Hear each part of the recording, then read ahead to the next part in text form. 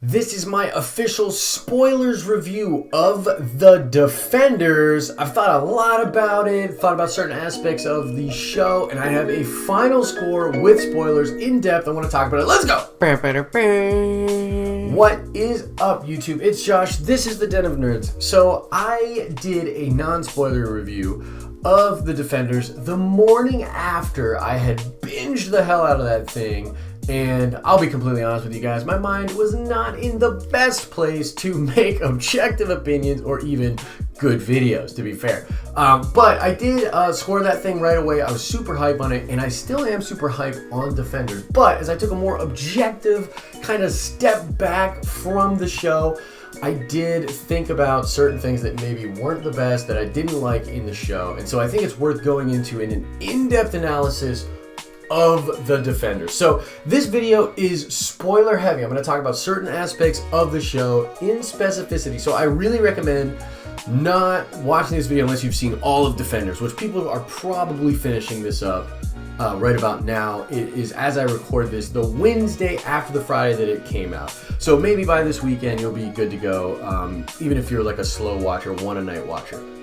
But I truly think you should binge these shows. I think they're made to be binged, which I'll get into in a minute. But anyways, I'm gonna break this down for you guys. I'm gonna talk about like the aesthetics, the look, like how the show looked. I'm gonna talk about timing, because to me that is the game. I'm gonna talk about how the characters were treated, which is, spoiler alert, they were treated with a lot of respect and they were amazing. I love the renditions.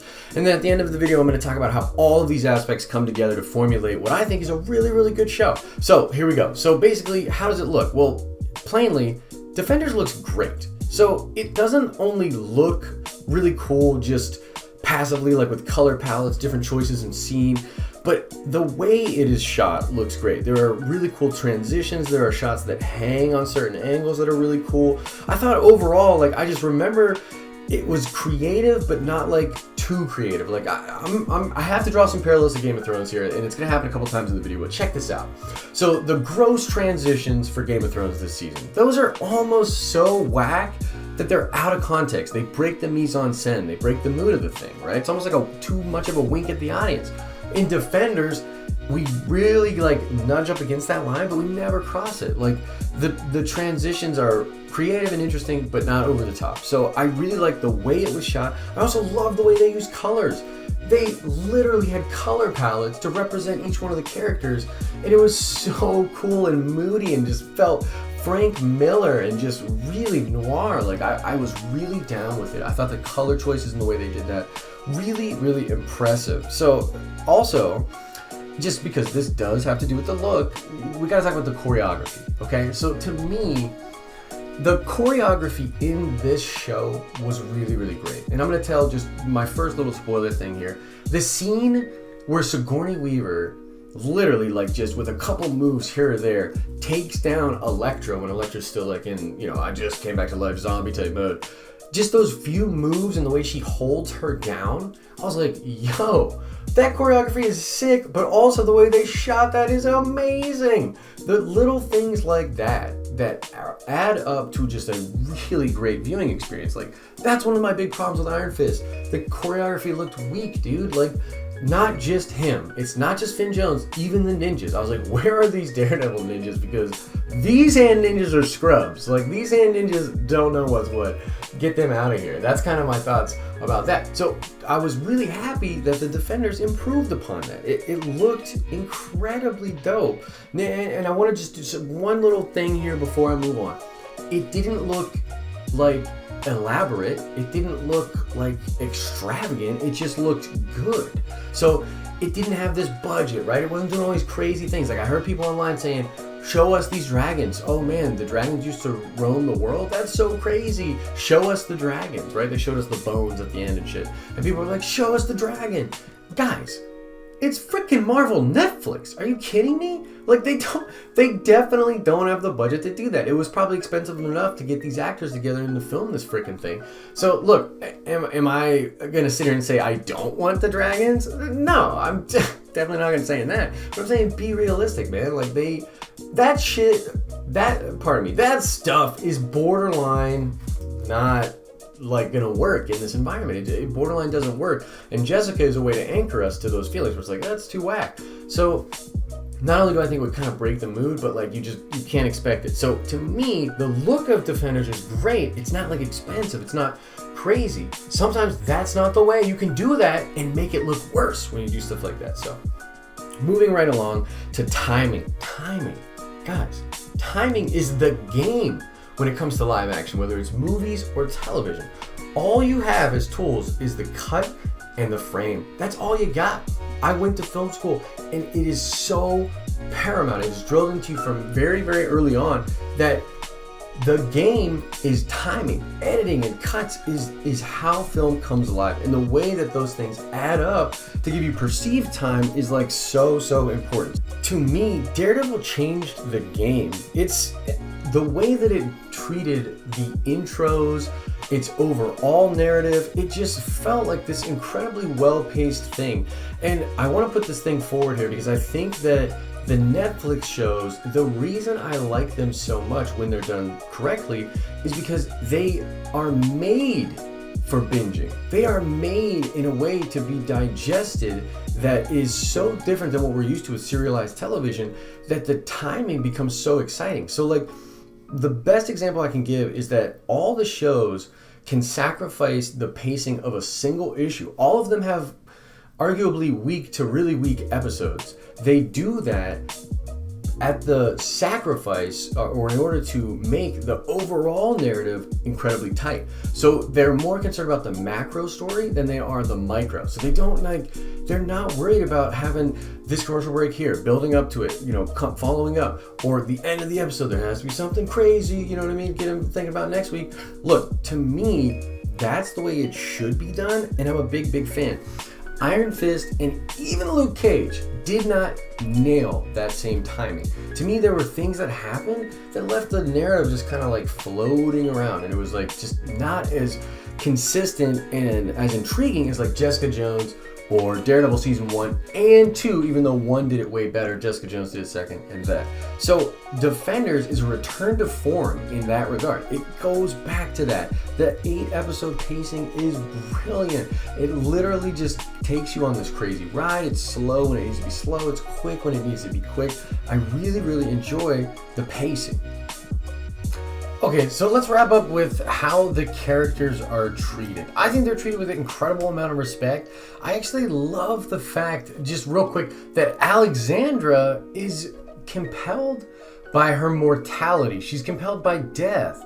So, all of the Hand, they want to be immortal. They're doing all this stuff. They have been immortal. She's been around for a long time. She talks about Constantinople and crazy shit like that. So she's been around for a long time. And I love the fact that her death, her mortality, because they're out of the substance, they use it all to resurrect Elektra. That's a pretty cool catalyst. So right off the bat, I thought that Sigourney Weaver, not only was she incredible as an actress, but the way they treated that character was really cool. Like, from all the promotional stuff, from everything, nobody knew that this character was going to be dying, that their motivation was mortality. I think that's pretty sweet. And as far as the characters that we do know, I think they're treated with an incredible amount of respect and consistency to what they were in their individual series. Like Jessica is that just kind of off-putting realist to the level of being kind of a bitch, and she's drunk, and look, it's so her. Daredevil wrapped with guilt, reluctant hero, everything that you can imagine with him. Luke Cage thinking about the streets, thinking about Harlem, centralized in his thought process, you know what I mean? Like skeptical of the things that he's skeptical of. Even Danny Rand, which is like such an interesting thing, right? Because you've heard me say before, I think Defenders fixes Iron Fist. And the reason is it doesn't really change him per se, but it contextualizes him.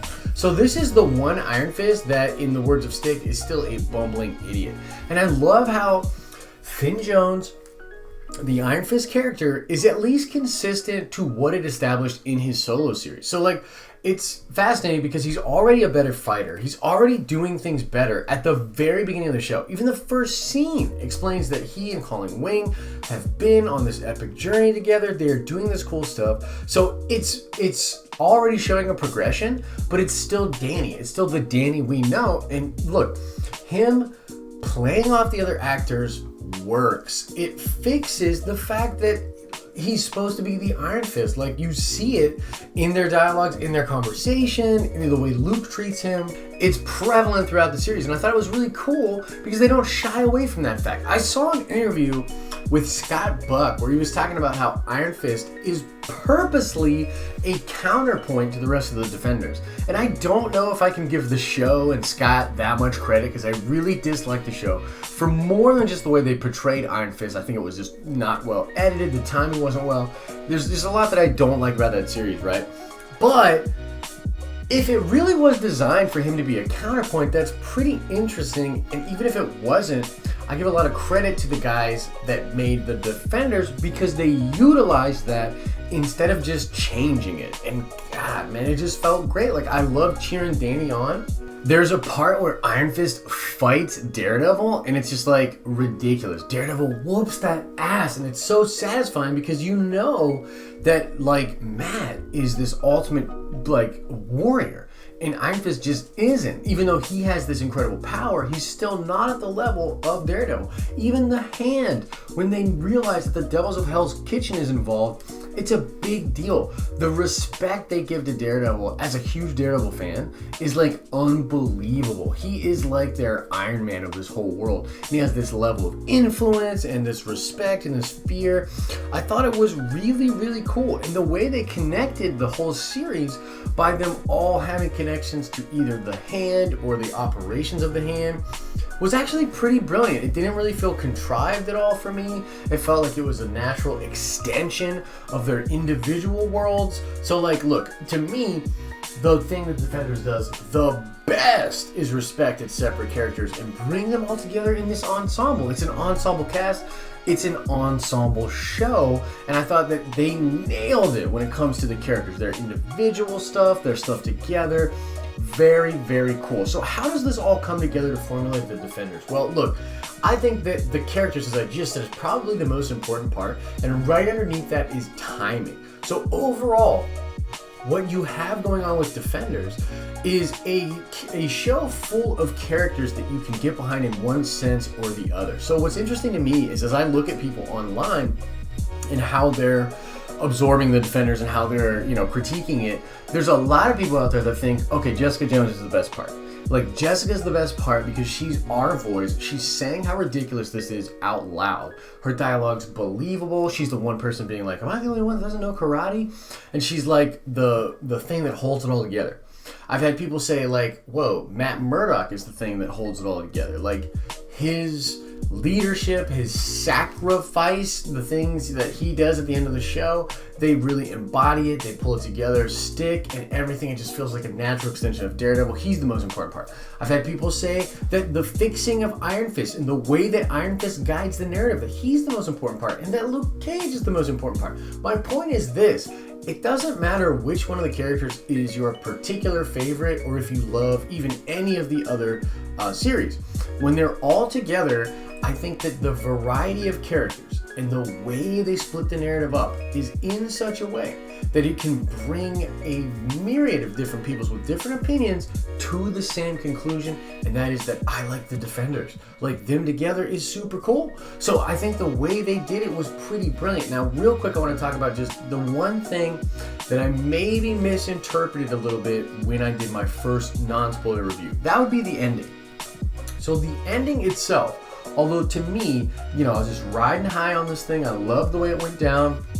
I loved Elektra and Matt and the way they make that so epic, man. So epic. Their love, these star-crossed lovers, and just the tragedy of their love was really awesome. However, we did fall into that thing where Sigourney Weaver gets kind of killed, like, out of nowhere, and Elektra takes over. And even though I love the Elektra character, and that really establishes a thing in her mythos, it is kind of the reason that I don't like Luke Cage. When they killed off Cottonmouth, I was like, nah, the show's not as strong, it's weaker. And it might have been the same way in Daredevil. Plus, I would have loved for them to, like, hold on to Sigourney and, like, have her, like, in the future or whatever. And she kind of gets killed off in a way that doesn't let you really feel it, right? There's not a lot of impact there. So in that sense, I would still, I would hurt the score just a little bit, because the ending itself wasn't what it could have been.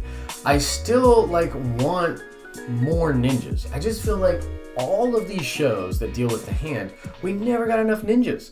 So, that coupled with the fact that they shouldn't have killed Sigourney Weaver, there should have been more epicness with the hand themselves.